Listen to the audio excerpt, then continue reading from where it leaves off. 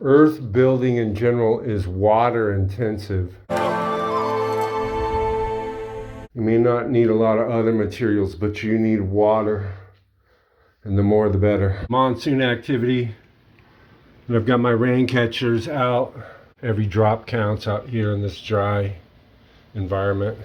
You know, gutters would be better, but we don't have any, so this is what we have.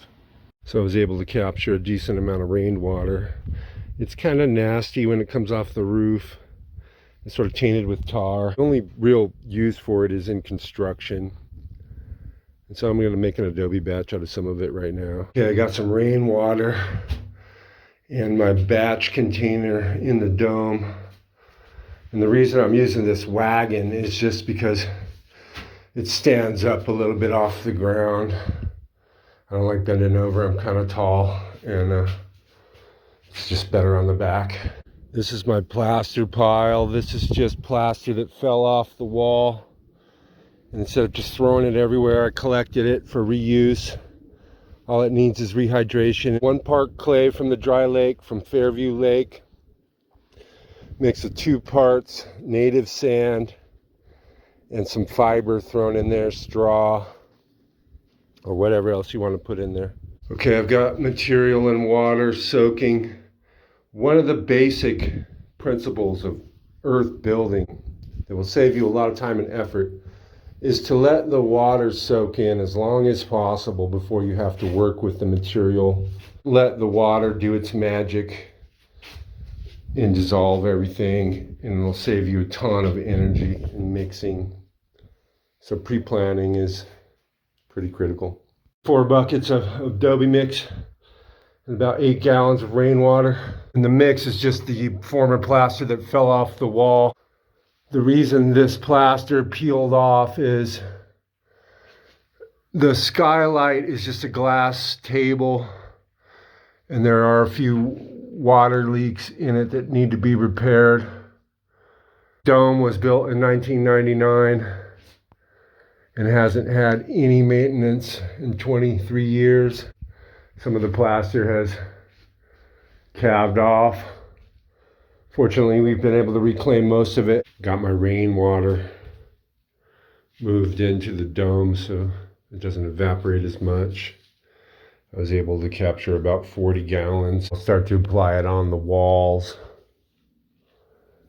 And it's a really messy process. I got this mud about perfect.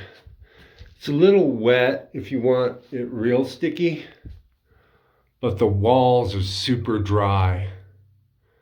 And so oftentimes it's dependent upon the moisture content of the wall you're applying it to. I'm going to splash a little water up there before I try to stick it. And this gets really dirty really fast, so I probably won't film much of it. I'll try to just get the finished results.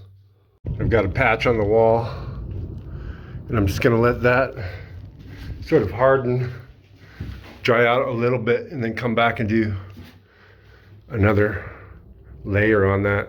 Dry for about an hour. You're going to get a little bit of shrinking and a little bit of cracking as the stuff dries, but that's no big deal. You just paint back over it with a slip consistency of mud. Splatter and spillage can just be scraped up, rehydrated, and reused. It's not wastage. That's 1 cart of material up onto the wall. It doesn't go that far. I got all the droppings scraped up and rehydrating for the next batch. Still have some rainwater. I'm going to go through on this with a sponge and just smooth it out a little bit. Let it dry a couple minutes first. It's cracked up a little bit because I let it fully dry out. But I'm just going to go back through and slip that. It's only about 85 degrees in the dome right now. It's 100 degrees outside. A point I want to make is that this work is best done in the summer heat. Working with this water is very unpleasant in the wintertime. That's something to keep in mind. Yeah, I put the slip on just a little bit of it. Just use this broom, wet mud, and just paint it on there. It's very simple. So I guess that's it for this one.